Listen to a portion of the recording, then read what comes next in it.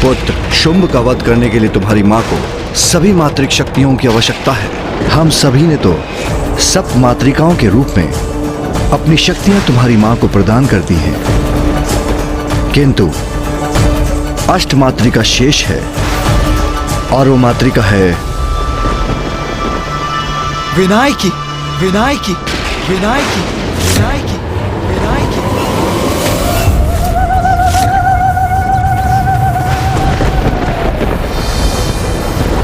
उचित समय पर उचित कार्य करने का समय आ गया है पुत्र। पुत्री, ये भी स्मरण रखो, तुमने अपना विनायकी रूप मुझसे भेंट करने के लिए धारण नहीं किया है। इसके पीछे एक बहुत बड़ा कारण है। अवश्य माता।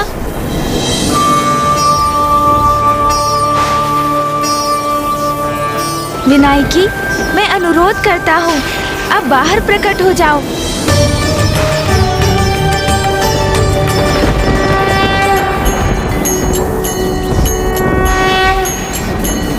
नीलाभा नीलवर्णा च नीललोहित पिङ्गला गजवक्त्रा महाकाया त्रिनेत्रा मुखोज्ज्वला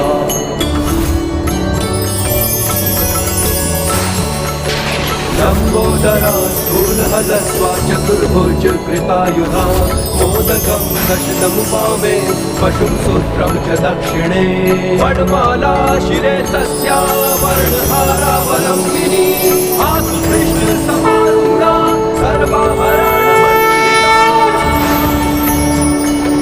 विनायकी महादेवी गज चर्म परीक्षिता विनायकी महादेवी गज चर्म परीक्षिता विनायकी महादेवी गज चर्म परीक्षिता।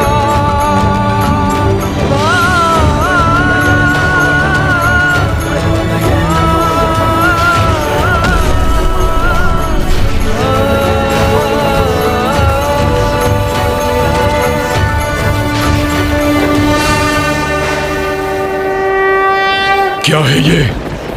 कैसी माया है ये? ये कोई माया नहीं, शक्ति है शुंभ। तुमने बार बार नारी को कम आंका, नारी को भला बुरा कहकर उसका अपमान किया। इसलिए अब समय आ गया है कि हम सभी तुम्हें नारी शक्ति का उचित परिचय दें।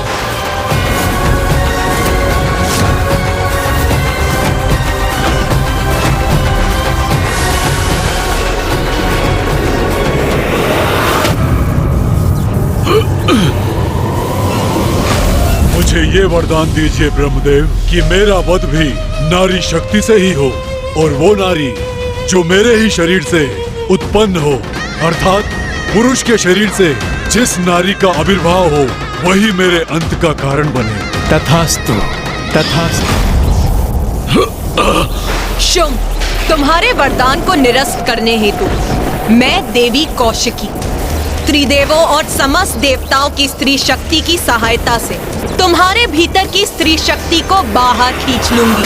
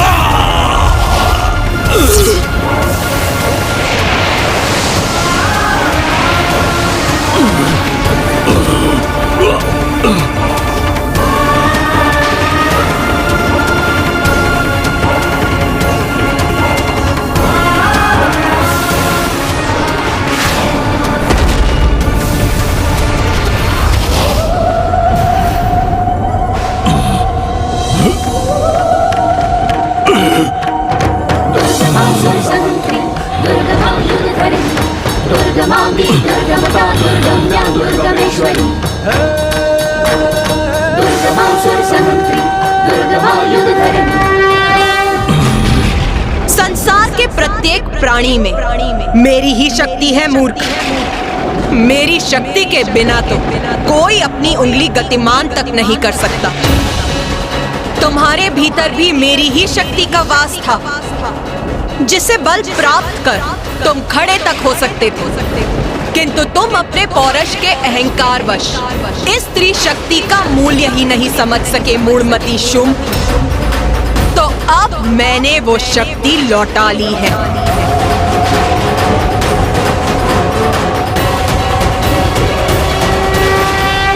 मुझे क्षमा कर दीजिए देवी, मैं नारी शक्ति का महत्व समझ गया हूं कि नारी सभी को शक्ति प्रदान करती है। मुझे सुधरने का एक अवसर प्रदान कीजिए। मेरे निकट आकर अपना स्थान ग्रहण करो। यहाँ की सभी नारियां, सभी देवियों को खींच कर लेके आओ वहां से। जाओ धूम्रलोचन, उसे मेरा संदेश दो कि यदि वो मेरे दंड से अपनी रक्षा करना चाहती है तो यथाशीघ्र मुझसे विवाह करने के लिए यहाँ प्रस्तुत हो। नहीं, तुम्हें अनेकों अवसर प्रदान कर चुकी हूँ मैं। अब तुम्हें और अवसर नहीं दूंगी मैं।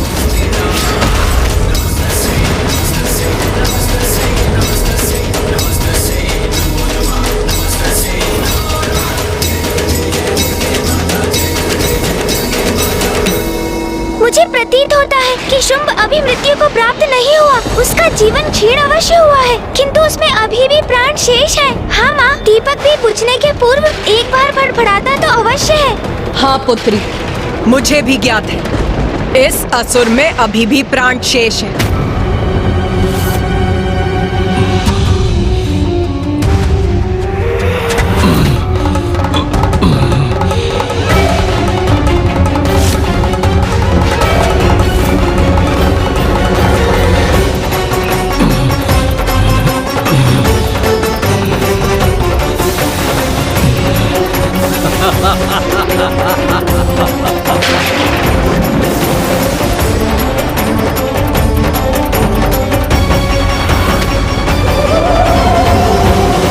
हे नारी, तू मेरा वध करेगी? तुम्हें इतना आत्मविश्वास है?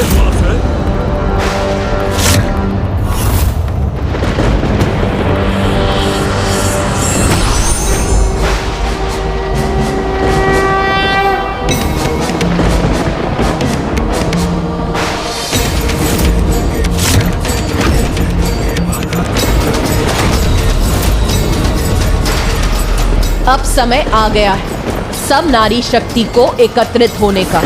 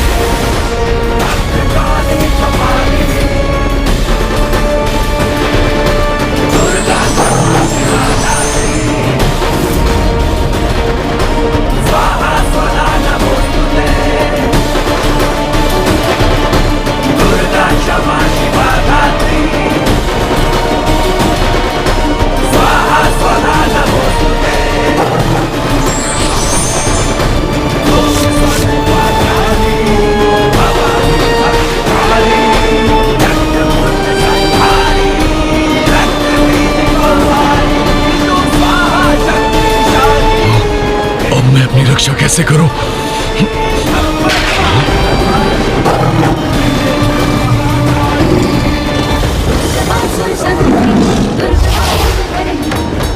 दुर्गमांगी दुर्गमदा दुर्गम्या दुर्गमेश्वरी दुर्गमायुधधरिणी दुर्गमांगी दुर्गमदा दुर्गम्या दुर्गमेश्वरी दुर्गमासुरसहस्री दुर्गमायुधधरिणी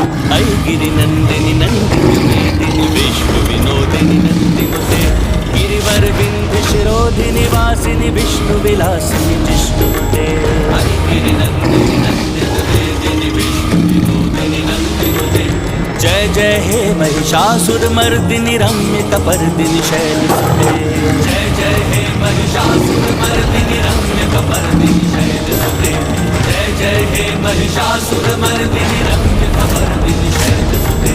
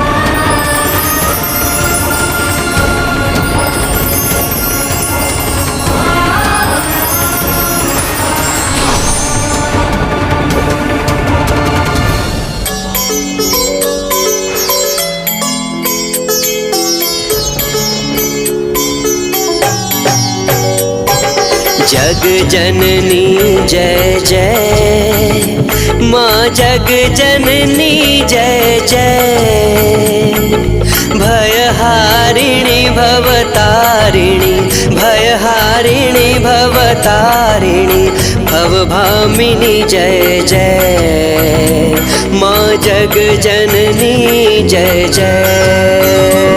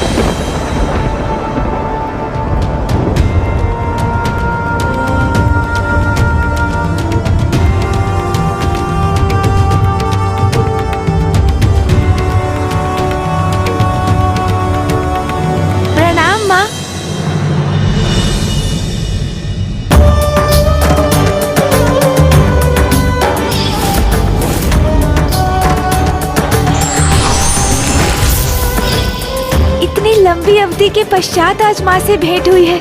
अंततः माँ कैलाश लौट आई।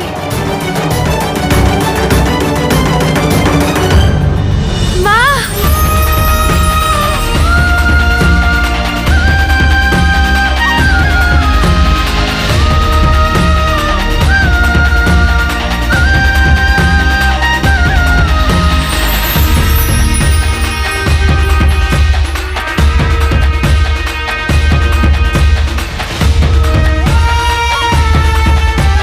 शुंभ निशुंभ के अंत में आप सभी का बहुत बड़ा योगदान है। माँ, अब मुझे भी अपने प्रश्नों का उत्तर प्राप्त हो गया। कि आपने क्यों माँ मातंगी का रूप धारण किया और फिर माँ मातंगी से आप माता कौशिकी क्यों प्रकट हुई? ये आपकी ही तो लीला थी माँ, जिसका उद्देश्य था सृष्टि को शुंभ निशुंभ के आतंक से मुक्त कराना। तो क्या अब तुम्हारी जिज्ञासा शांत हो गई पुत्र? माँ, मैं सोच रहा था कि अभी भी मेरा एक प्रश्न शेष है।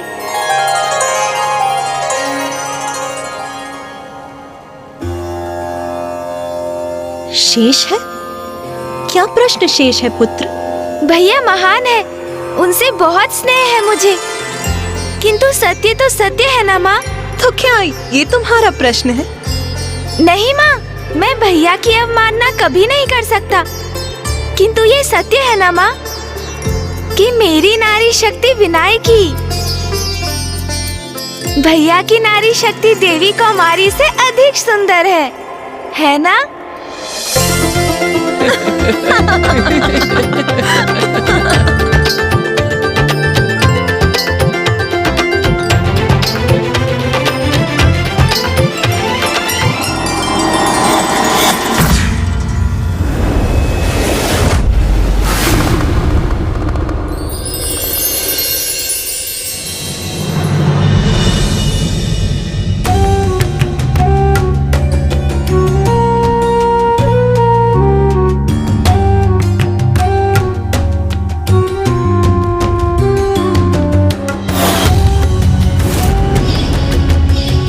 अधीरता से मैं क्षण की प्रतीक्षा कर रही थी जब मुझे अपने निवास में अपने परिवार के साथ रहने का अवसर प्राप्त होगा। अब वो समय आ गया है।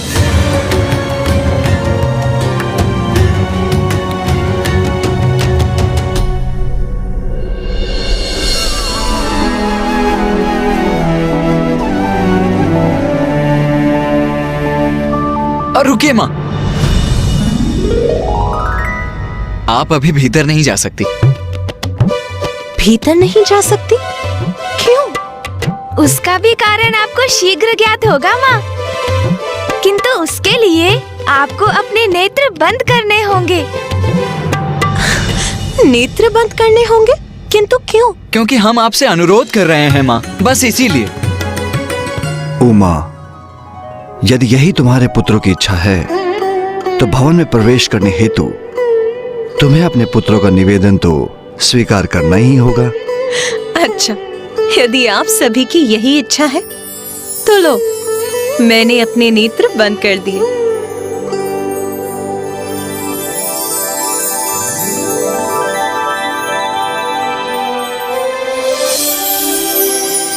माँ, अब आप आगे बढ़िए, किंतु जब तक मैं ना कहूँ आप अपने नेत्र नहीं खोलेंगी।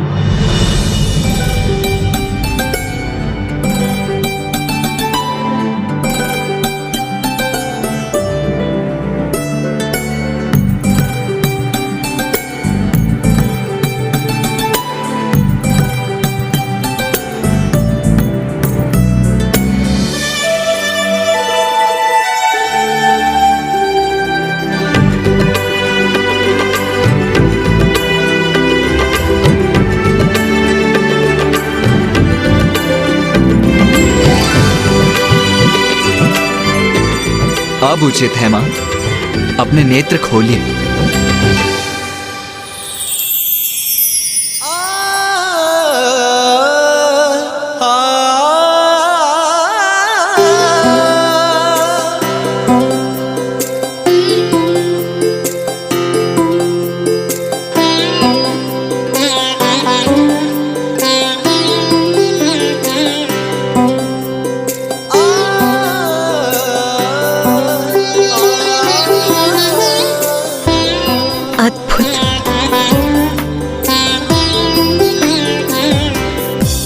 कैलाश लौटने पर हम सभी का स्वागत स्वीकार कीजिए माँ।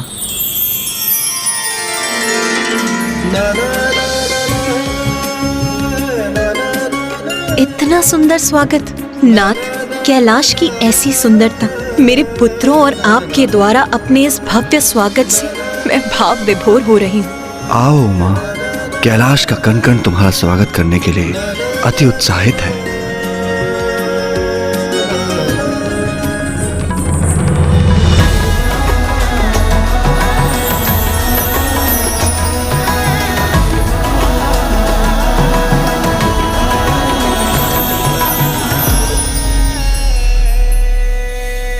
देवी पार्वती, आपके स्वागत की समूची व्यवस्था गणेश और कार्तिकेय ने ही करी है।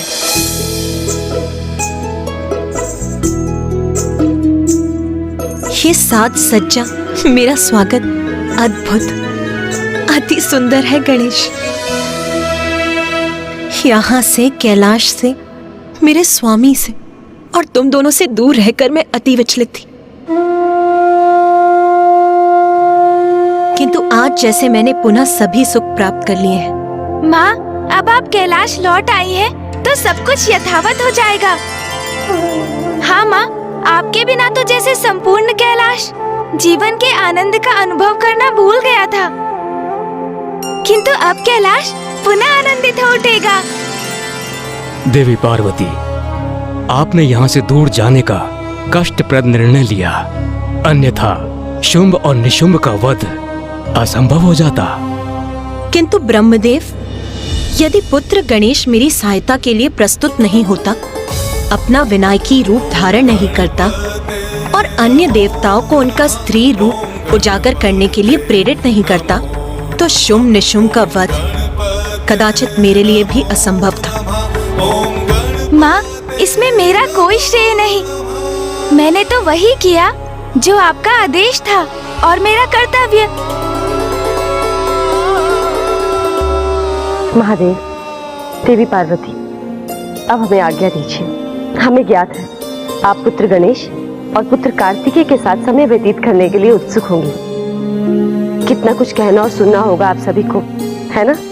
अवश्य देवी सरस्वती, किंतु आपके प्रस्थान करने से पूर्व मुझे आप सभी से कुछ कहना है और एक अत्यंत आवश्यक और विशेष घोषणा करना चाहती हूँ।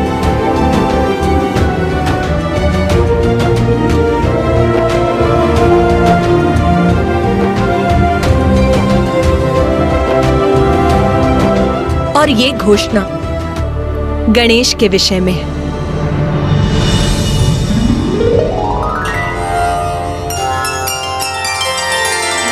मैं समझ गया माँ, कल भाद्रपद के शुक्ल पक्ष की चतुर्थी है, अर्थात मेरा जन्मदिन।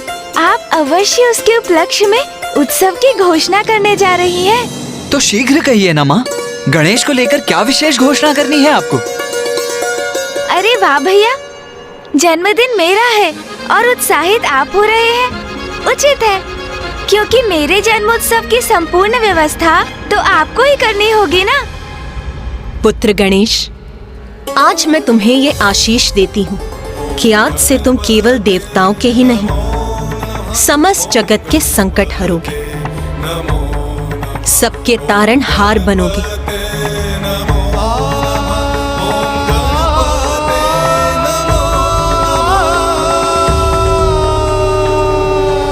वो तो उचित है माँ, किंतु मेरा जन्मदिन। हाँ हाँ, उचित कहा आपने। गणेश बुद्धि में श्रेष्ठ है और युद्ध कौशल में भी पारंगत है। शक्ति और युक्ति का अद्भुत मेल है इसमें, इसलिए संसार के कष्ट हरने का दायित्व वो भली भांति निभा सकता है। हम सभी गणेश के लिए अत्यंत प्रसन्न हैं। अरे अनुज गणेश, क्या हुआ? माँ ने इतनी बड़ी घोषणा की, इतना बड़ा दायित्व सौंपा है तुम्हें, फिर भी तुम प्रसन्न क्यों नहीं प्रतीत हो रहे हो?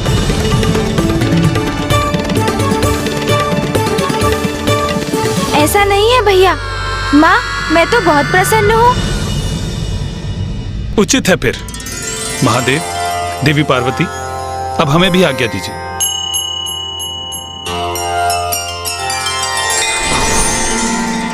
उमा, अब मेरा भी ध्यान का समय हो गया है। माँ, मुझे भी एक अत्यंत विशेष कार्य के लिए जाना है। मुझे अनुमति दीजिए, मैं वो कार्य संपन्न कराऊं। उचित है पुत्र।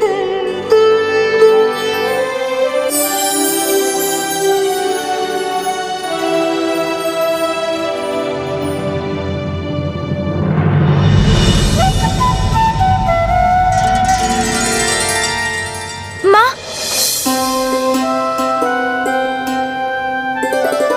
आप कुछ भूल तो नहीं रही है ना माँ? नहीं पुत्र, मैं तो कुछ नहीं भूल रही। मुझे ज्ञात है तुम क्या संकेत कर रहे हो। इतनी महत्वपूर्ण बात भला मैं कैसे भूल सकती हूँ? मैं तो व्यर्थ ही चिंतित हो गया। माँ को तो स्मरण है, कल मेरा जन्मदिन है। स्मरण है मुझे पुत्र, सायं संध्या का समय हो चला है। तुम मेरी हर बात का कितना ध्यान रखते हो, उसके लिए तुम्हें अनेकों धन्यवाद और बहुत सारा आशीष पुत्र। उचित है, अब मैं जाकर पूजा की तैयारी करती हूँ।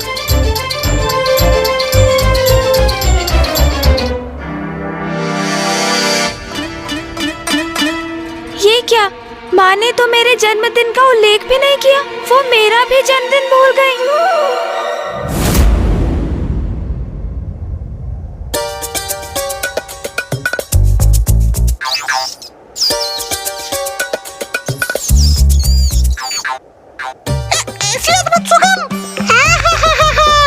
अर्थात माँ अत्यंत स्वादिष्ट भोजन पका रही है। आज इतने दिनों के बाद माता के हाथों का स्वादिष्ट भोजन प्राप्त होगा मुझे विश्वास है प्रभु तो रसोई गृह में ही बैठे कर भोजन की प्रतीक्षा कर रहे होंगे।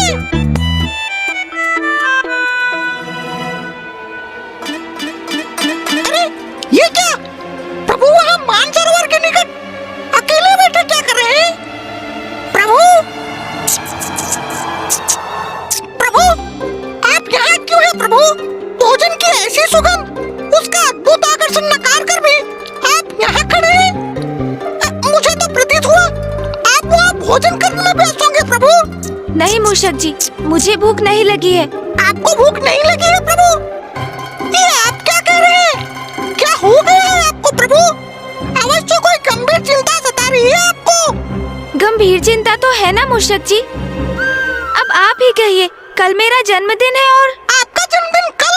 ये तो अत्यंत प्रसन्नता की बात है प्रभु। फिर तो बहुत आनंद आएगा। कैलाश में बहुत बड़ा उत्सव होगा। कैसा आनंद मूषक जी? उत्सव तो तब होगा ना जब किसी को मेरा जन्मदिन स्मरण होगा। हाँ, पिताश्री, भैया और माँ को भी किसी को जैसे कुछ स्मरण ही नहीं। आप समझा?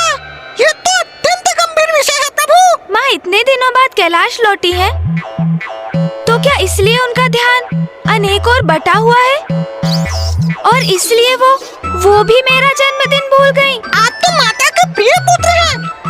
उनके नेत्रों के तारे हैं आप। उनका ध्यान कहीं भी क्यों न हो, वो कैसे भूल सकती है आपको प्रभु?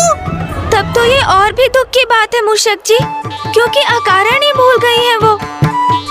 तो क्या उनके लिए मेरे जन्मदिन का कोई महत्व ही नहीं?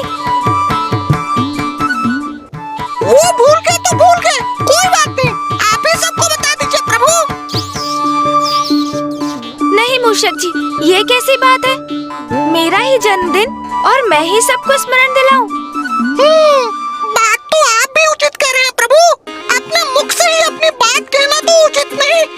हाँ, अब जैसे जब हम किसी युद्ध के लिए जाते हैं तो मैं कितना श्रम करता हूँ। आपको आपके संपूर्ण भार के साथ उठाकर ले जाता हूँ, आपको सुरक्षित युद्ध स्थल तक पहुँचाता हूँ। किंतु अब प्रशंसा किसकी होती है? आपकी। किंतु मैं कभी आगे बढ़कर कहता हूँ कि आपकी सफलता में मेरा ही योगदान है? नहीं, कभी नहीं। मैं तो सदा आपकी जय जयकार होने देता हूँ, क्योंकि प्रभु हैं आप मेरे। इसलिए मैं आपकी पीड़ा भली भांति समझ सकता हूँ प्रभु। किंतु आप चिंता मत कीजिए, क्योंकि मुझे तो आपका जन्मदिन ज्ञात है ना। मैं कल आपको बधाई भी दूंगा और आपका जन्म दिवस भी बहुत धूमधाम से मनाऊंगा।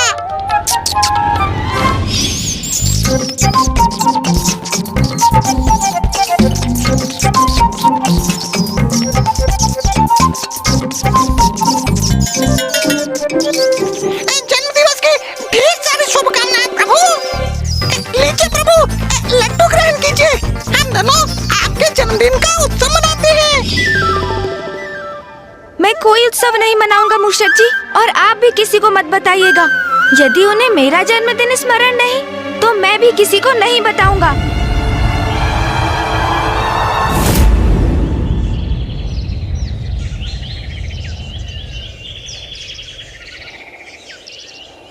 ओम नमः शिवाय। ओम नमः शिवाय। ओम नमः शिवाय। ओम नमः शिवाय। गणेश, ओम नमः। गणेश कहाँ हो तुम?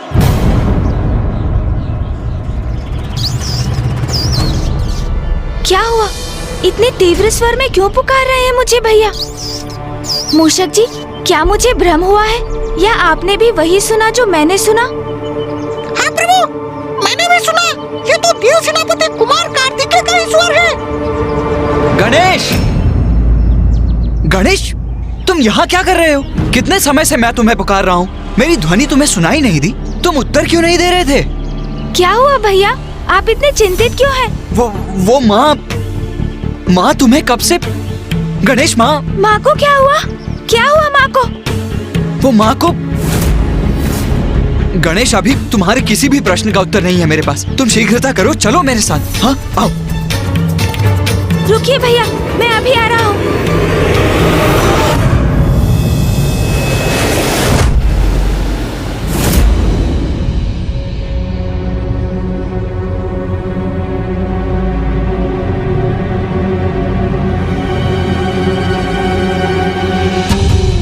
आप देखें, आज की तिथि में चित्रगुप्त की सूची में किसकी कहाँ मृत्यु निश्चित हुई है।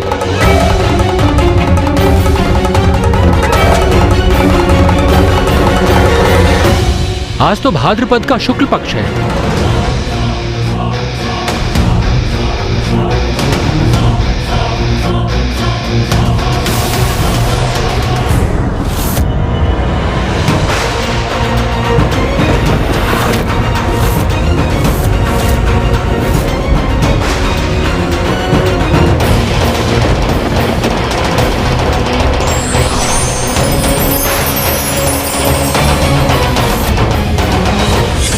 मैं भवन के द्वार की रक्षा करूंगा।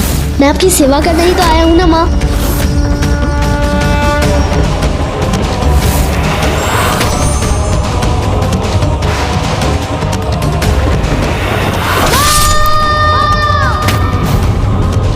ये कैसा संयोग बन रहा है? ये क्या? प्रथम पूज्य गणेश जी पर पुनः संकट? ये तो अनर्थ हो जाएगा। मुझे धर्मराज यमराज जी को यथाशीघ्र सूचित करना होगा। रुकिए भैया,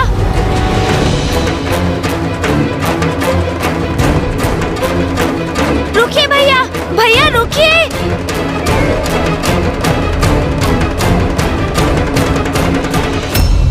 माँ, आप कुशल तो है ना? वो भैया मुझे बुलाने आए थे। बहुत चिंतित और व्यग्र प्रतीत हो रहे थे वो। उन्होंने कहा, अनुज गणेश, आओ मेरे साथ। माँ,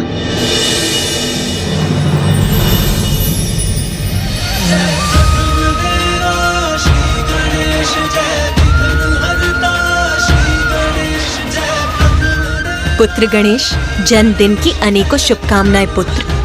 माँ, आपको मेरा जन्म दिवस स्मरण था माँ? अपने जीवन का सर्वाधिक पावन दिवस मैं कैसे भूल सकती हूँ गणेश? और न केवल मुझे ही, तुम्हारे पिताश्री, तुम्हारे भ्राता नंदी जी और अन्य गणों को भी स्मरण। कोई भी नहीं भूला तुम्हारा जन्मदिन।